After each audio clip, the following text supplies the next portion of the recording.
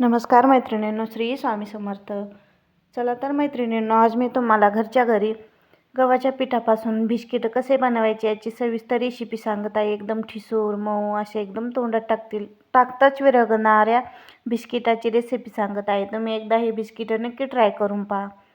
एकदम साध्या आणि सोप्या पद्धतीचे बिस्किट आहे. तुम्ही एकदा बनवले तर वारंवार बनवताल. चला तर मग आता वेळ न घालवता मी तुम्हाला साहित्य दाखवते. चला, मी इथे 2 वाट्या गव्हाचं पीठ घेतलेलं आहे. 1 वाटी पिठी साखर, थोडीशी अर्ध्याला थोडी कमी बेसन पीठ आणि 1 वाटी तूप. चला आता आपण घेतलेले सर्व जिन्नस चाळून घेऊ. गव्हाचे पीठ,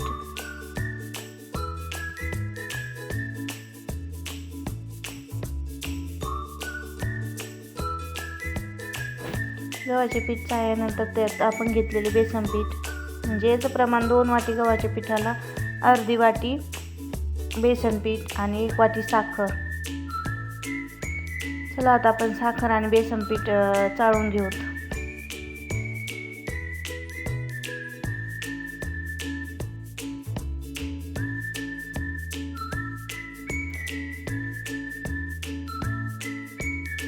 त्यात थोडं चवीपुरतं मीठ टाकून घेऊ आणि तूप हे पातळ घ्यायचं नाही बरं का, घट्टच तूप लागतं, तेव्हाच आपले बिस्किटं छान होतात. आता थोडं थोडं करीत तूप आपण यात मिसळून घेऊ.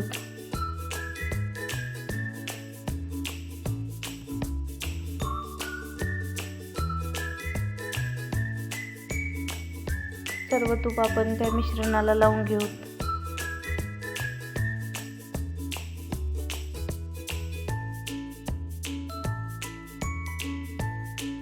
मला याच्यात आपण थोडं थोडं तूप टाकून घेऊ, कारण आपल्याला जसं हवं त्या पद्धतीने तूप टाकून घेऊ.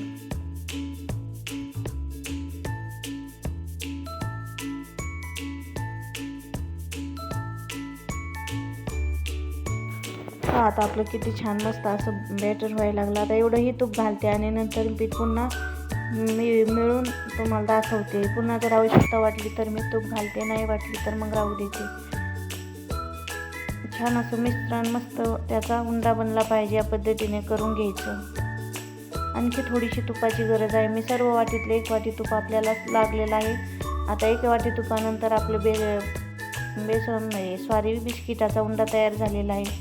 बटर पेपर, आता माझ्याकडे काही बटर पेपर नाही. मी हा साडीमध्ये येणारा पेपर नसतो का, त्याला दोन्ही बाजूने तेल लावलं आणि चाळणीवर टाकून घेतलं. तोपर्यंत आपण कढाई गरम करायला ठेवू, कढाईत स्टँड ठेवू.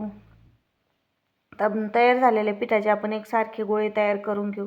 एकसारखे गोळे होण्यासाठी मी येथे वाटीचा वापर करत आहे. या वाटीने सारे एकसारखे बिस्किट होतील, यामुळे मी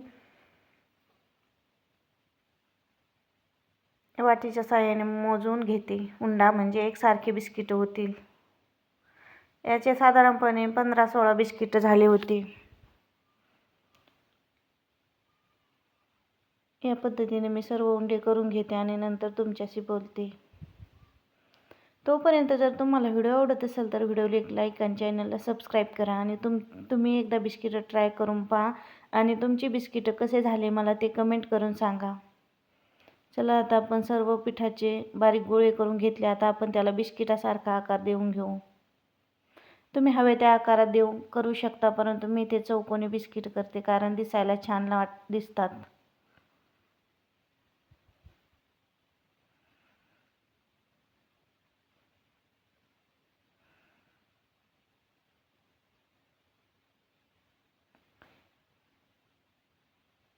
चाकूच्या साहाय्याने त्याला साऱ्या कडा दाबून घेऊ, कारण बिस्किटावाने दिसन ते. आता त्याला वरून थोडासा दाब देऊन त्यावर रेषा उमटून घेऊ, कारण बिस्किटासारखं दिसायला हवं नाही यासाठी. उलटा चाकू धरून आपण त्याला थोडे थोडे कट करून देऊ.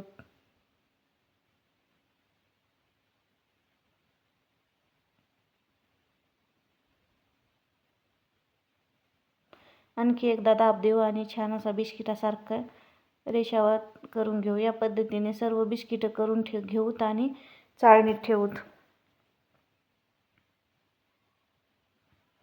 त्याला वरून तुपाचे कोटिंग द्यायची, कारण त्याला चांगला असा तपकिरी रंग येईल यासाठी.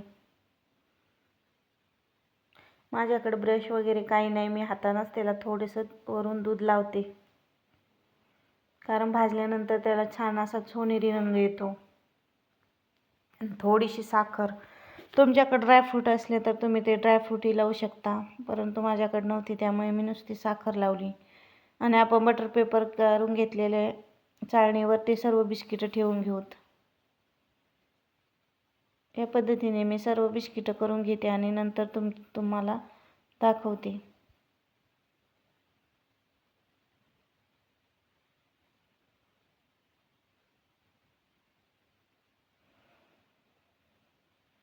तुम्हाला हवं तर तुम्ही वेगळाही आकार देऊ शकता. तुम्हाला ज्या शेपमध्ये बिस्किट हवं त्या आकार दिला तरी चालतो.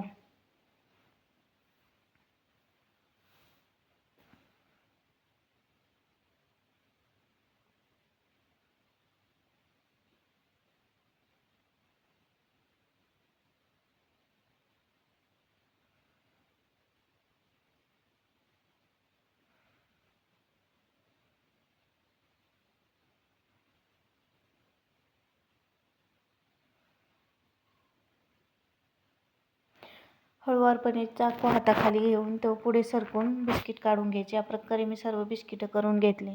आता चाळणीतही ठेवून घेतले. एकदा चाळणीत फक्त 5च बिस्किट बसले. आता तुम्हाला मी हे 5च बिस्किट आधी करून दाखवते आणि नंतर सर्व करून घेते. चला आता आपण ही चाळणी गरम करून ठेवलेल्या कढईवर ठेवू.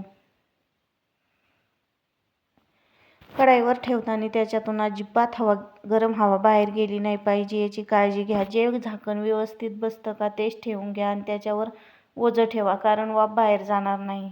चला आता मी झाकून ठेवलं. साधारणपणे याला 1 घंटा लागला कमी गॅसवर बिस्किटं बनायला. बाकीचेही बिस्किटं मी असे या पद्धतीने करून घेतले. आता हे आपण नंतर भाजून घेऊ. चला आता आपल्या इथे सर्व बिस्किटं तयार झालेले आहेत. पहा किती छान खरपूस असे भाजलेले आहेत आणि चवीलाही एकदम अप्रतिम झालेले आहेत. तुम्ही एकदा ही बिस्किटं नक्की ट्राय करून पहा. तोडले की तोंडात एकदम सॉफ्ट आणि शायनी असे बिस्किटं झालेले आहेत. तेही थोड्या साहित्यात, जास्त वेळही लागत नाही. चला तर मैत्रिणींनो, माझी घरच्या घरी होममेड बिस्किटाची रेसिपी तुम्हाला कशी वाटली ती कमेंट करून सांगा. व्हिडिओ शेवटपर्यंत पाहिल्याबद्दल खूप खूप धन्यवाद. चला भेटू अशाच एखाद्या व्हिडिओसोबत. तोपर्यंत श्री स्वामी समर्थ.